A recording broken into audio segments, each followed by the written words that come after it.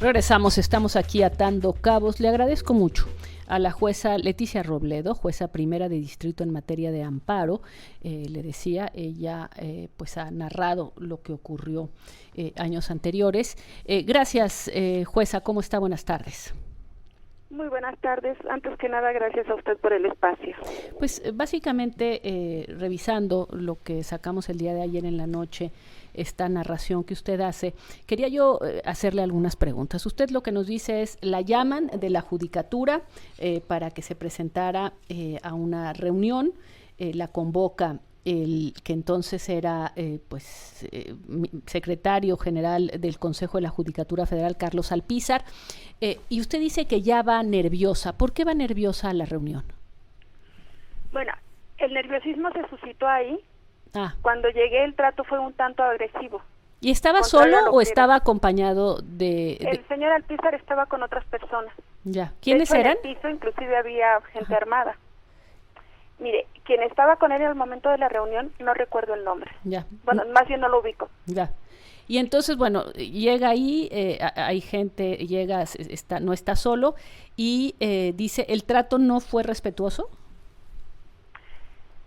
Fue respetuoso, agresivo, algo como, no sé si me puedo explicar. Ya. ¿Es común que les llame a un juez el que estaba encargado del Consejo de la Judicatura? No es común. Tengo 22 años en el cargo y es la primera vez que sucede. O sea, nunca en 22 años la habían llamado. ¿Ya había oído de otros jueces que le hubieran dicho que se convocaba ahí al piso 14 para pedirles cosas? ¿Lo había escuchado o nadie se lo había comentado? Lo había escuchado y francamente no le había puesto bastante atención. Se me hacía algo imposible, algo que no podía pasar. Ya. Pero sí había escuchado rumores. Sorprende en este caso porque básicamente lo que le están pidiendo es que deje que el rancho se quede en posesión del ejército. ¿Qué es exactamente lo que le pedían? La propiedad es un rancho que se ubica en Valle de Bravo. Sí. Se dice de las propiedad del señor Duarte, estaba asegurado.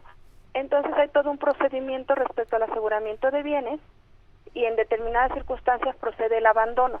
¿El abandono qué significa? El abandono en favor de la nación. Exacto. Que ya ellos se puede disponer. No estaba. Y aquí el problema es que del bien ya habían dispuesto en favor del ejército. Pero se había dispuesto en favor del ejército sin que se hubiera dado digamos, la figura del abandono. Se había dado, y lo que se iba a analizar en el amparo es que también se había hecho el procedimiento de abandono. El señor, el quejoso, iba precisamente impugnando ese abandono.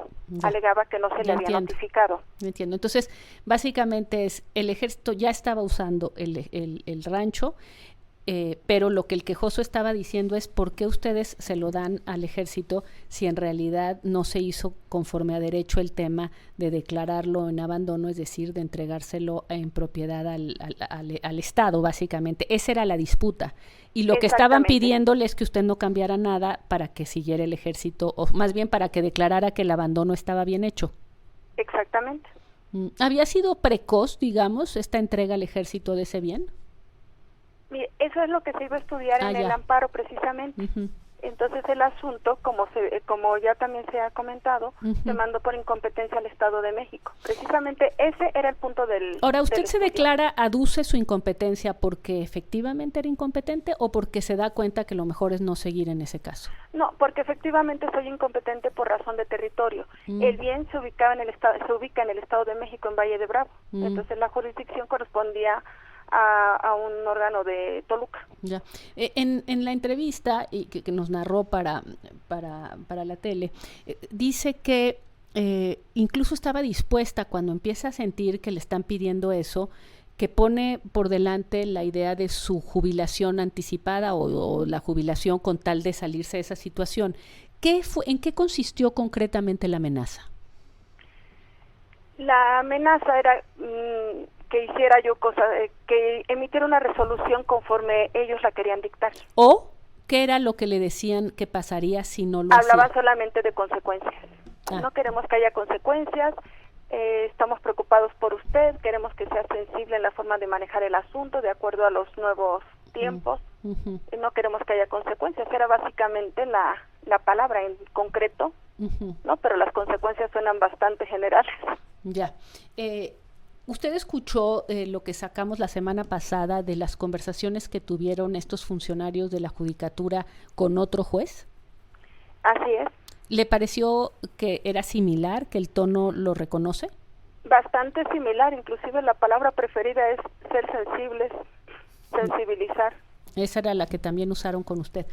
¿Qué pasó en este caso cuando se hizo cargo de este caso ya un juez en el Estado de México? Tengo entendido que se le dio trámite y francamente ya no me ocupé del asunto. ¿Nunca No. la volvieron a llamar? No me volvieron a llamar. Ni tuvo consecuencias, digamos, porque No, en realidad no. usted lo que hizo fue deshacerse, digamos. Sí, yo no tuve ninguna consecuencia ni me volvieron a llamar. ¿Lo platicó con alguien? ¿Con algún juez amigo suyo, con gente conocida dentro del Poder Judicial? En ese momento no lo platiqué, Uh-huh. hasta que ya vino la denuncia anónima, Uh-huh. que decidimos pues hay que hacer algo, ya es una cuestión, ya es un deber ético de denunciar este tipo Uh-huh. de actos, y aquí estamos con eso, invitando también a todos los compañeros que hayan sido víctimas de este tipo de intimidaciones a que alcen la voz. Fíjese que todos hemos visto esto pues como una forma de, obviamente, ver algo que estaba ocurriendo, que ocurría con una agenda. Esa agenda pues habrá que determinar. En este caso es muy transparente. El ejército ya estaba utilizando ese rancho, le pidió, conocemos el texto gracias a una filtración, conocemos que el ejército había pedido ayuda justamente a esta persona, Carlos Alpizar. Entonces conocemos la parte de dónde venía esta petición. Dicho esto, lo que más me llama la atención es que esto no había ocurrido nunca así, es decir, sus conversaciones con los jueces no tenían también presiones en otras administraciones con otros ministros presidentes de la Suprema Corte de Justicia. En lo personal, no. Nunca tuve una presión de ese tipo y tampoco escuché. Ya. Bueno, pues, ¿usted es parte de la denuncia anónima? Si me permite preguntarle. Digo, si quiere bueno, no me conteste, pero se lo pregunto. Me prefiero reservar. Perfecto. Se lo agradezco muchísimo y bueno, le agradezco mucho el que me haya tomado la llamada, le agradezco mucho que haya narrado esta historia, porque me parece que hay que conocer cómo estaba operando y cómo, sobre todo porque el Poder Judicial está en medio de una enorme disputa. ¿Usted piensa que los jueces tendría que hacerse una reforma para justamente que tuvieran mayores garantías en su independencia? Mire, el punto es que se respete lo que hay y que necesitamos garantías, sí, pero las garantías no las han quitado ahora. O sea, que básicamente considera que lo que no estaba mal y garantizaba la independencia y que más bien ha sido la práctica reciente. La práctica es lo que ha dado lugar a muchos problemas. Le insisto, nunca se había estilado esto de que se hablara. Hasta con la mano en la cintura le hablaban a muchos titulares, desde asuntos de gran relevancia hasta asuntos básicos. Ya. Bueno, pues muchísimas gracias. Le agradezco muchísimo, jueza, que me haya tomado la llamada. Le agradezco el espacio, que tenga buena tarde. Gracias. Leticia Robledo, jueza primera de distrito en materia de amparo.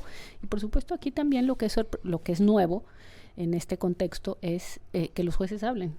No hablaban. Yo no, en los 23 años que vamos a cumplir en el programa he hablado con muy pocos jueces, por no decir que creo que Bacheva voltea. ¿Cuántos jueces le hemos hablado? Yo no sé, ¿verdad? No hemos hablado con jueces.